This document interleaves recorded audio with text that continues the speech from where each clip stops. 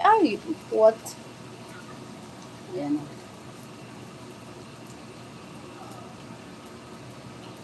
Lumaki na yung video natin. Ayan. Aba, sunog agad oh. See? Palagay ko na.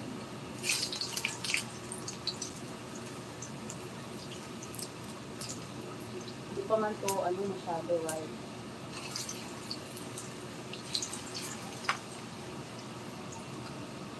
Sis.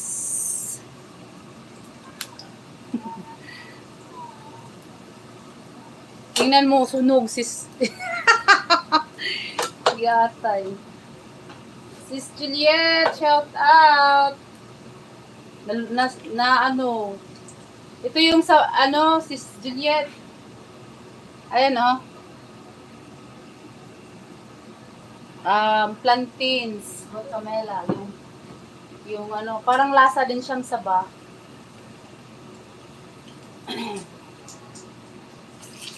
Masarap dito ilagay sa nilaga. Piprituhin mo muna ng pabilog or pahiwa. Ayan. O, yan ang snack namin. Last stress pa na eh. Snack lang muna. Pwede na yung lunch, dinner na. Pwede na yung dinner.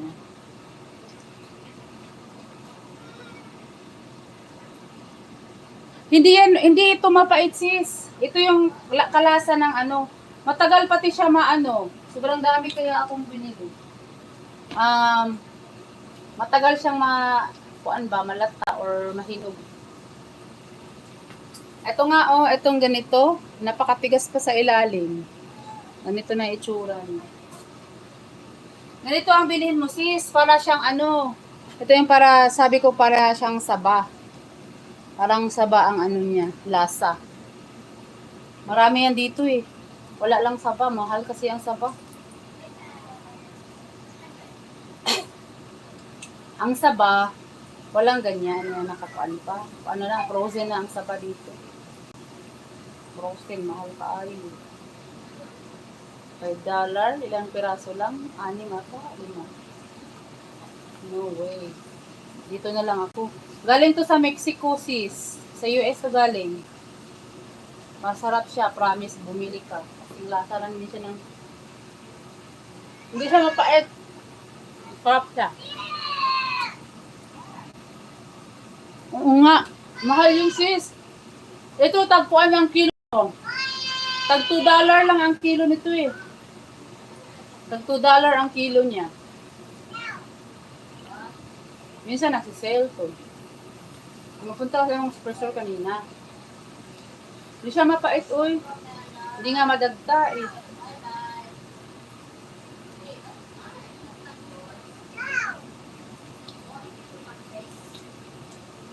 Para siyang saba.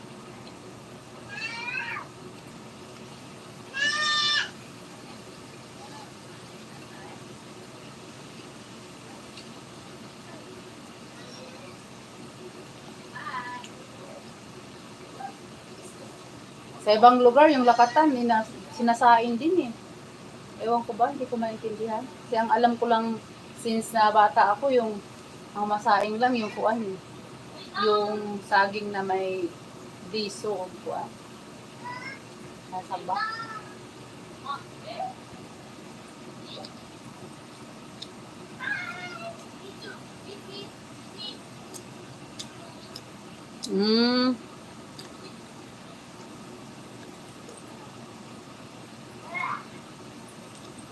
Bumili ka nito sis, I promise you. Ang sarap.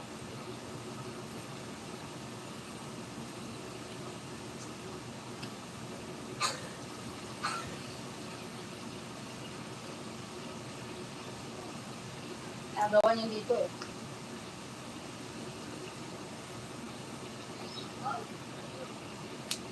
Lalo kung kumain sa akin kasi mababa yung potassium ko.